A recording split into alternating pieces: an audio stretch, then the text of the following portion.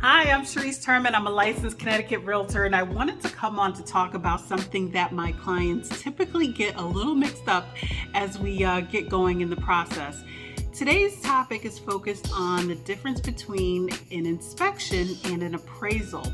A lot of times my clients think that an inspection involves the city or the town, but in fact, it's really information for them to know whether the house they think they love is the house they still want to buy.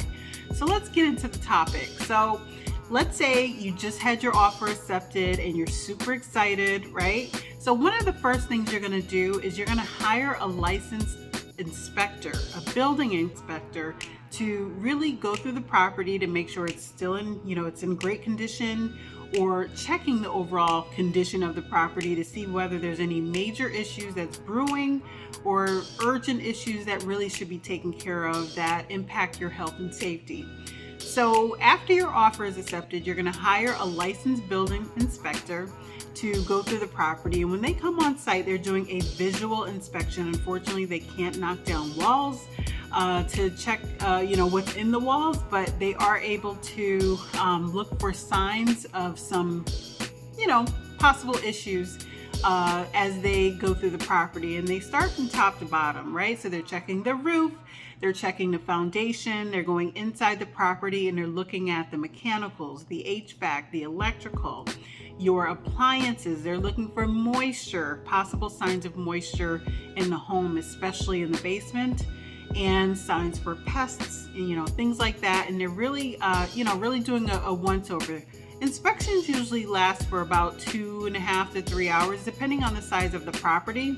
And following the inspection, the building inspector provides you with a full report that gives you all information on all the things that are in good shape versus the things that maybe could use some attention, to things that are more urgent and pressing that you really should get on quickly, right? So by the end of that inspection, the condition of the property, and you also have a better sense of whether you want to move forward or not, right? So that's your part of your due diligence period to just ensure that the property is in the shape that you expect it to be in. Now, every house has a list of things, right? I always tell my clients there's always a list, right? There's no perfect home, but the question comes down to, what are your non-negotiables? What are the things that you expect to be in great shape?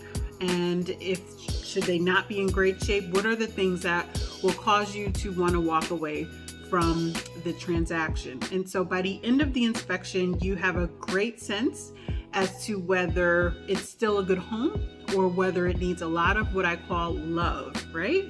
So that is an inspection. Now, should the inspection report come back with a ton of things, right? Some things that are concerning to you, especially from a health and safety perspective, we can certainly go back to the other side and negotiate.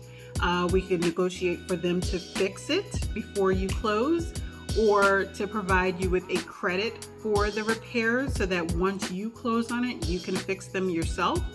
Or we can renegotiate on the price, right, by reducing the price to accommodate those repairs. Or you have an option to also back out of the transaction. And so those are the options that you do have following, an inspection. Now, on the flip side, we have what's called the appraisal.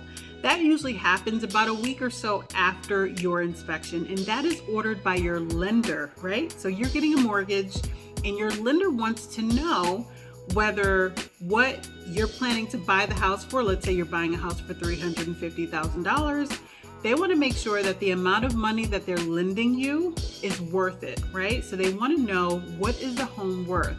So what they do is they contract out a licensed appraiser to go out and they check the home, right? So they're looking through overall condition of the property, but what they're doing is comparing your property to others that are similar. So let's say you're buying a colonial. Colonials are 2 levels above ground, right? You have your main level, then you have your upstairs, and then you have your basement. So they're comparing, in that case, your colonial to other colonials that have sold in that neighborhood, usually within a 2-mile radius. They're comparing your property to similar properties that have sold within the last 6 months, right? And they want to get a gauge on, how your property, whether maybe it's a fully renovated property with all the bells and whistles, and how that stacks up against the other properties that have sold. Maybe other properties have sold in similar condition. Maybe the other properties sold were in need of updates and repairs.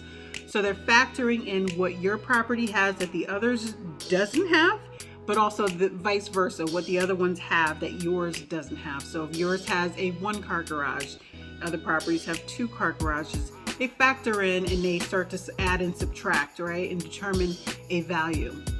And what they do is they come up with one number, right? Not a range of, oh, your property is worth between this and this. They come up with one number, an opinion of value, and they provide that to your lender. And then your lender knows, okay, this is what the home is worth. Now, if the appraisal comes back higher than what you plan to buy it for, let's say again, you're buying it for $350, but the value comes back at $400,000, then that means you're just buying a property that has $50,000 worth of equity in it on the day that you close, which is awesome news, right? But if your property appraises lower than $350 that you plan to buy it for, then your lender will make some adjustments. They will never lend you more money than your house is worth. You have to remember that. So if that's the case, then we have to determine whether we can renegotiate that price with the seller or whether you plan to still move forward. I have buyers that will still pay more than the appraised value because they have the extra funds to be able to do so. You have to have the money sitting around, maybe an extra $10,000, $20,000, whatever that appraisal gap is, if you do plan to go that route. Because again, the lender is never going to give you more money than the house is worth. Sometimes the seller and the buyer will meet in the middle and split the difference, right? Or sometimes the seller will agree to come all the way down to the appraised value. A little rare, but it does happen. But there are options, or of course you can back out, similar to the inspection, right? Because you have what's called the contingency, right? So those are the distinct differences between an inspection and an appraisal. So I hope you found this video helpful as you are embarking, on the home buying process. I love these videos. I love to educate and inform so that you can be informed as you make informed decisions. So any other questions you have, don't hesitate to call or text anytime. But until next time, until the next video, take care. Have a great day.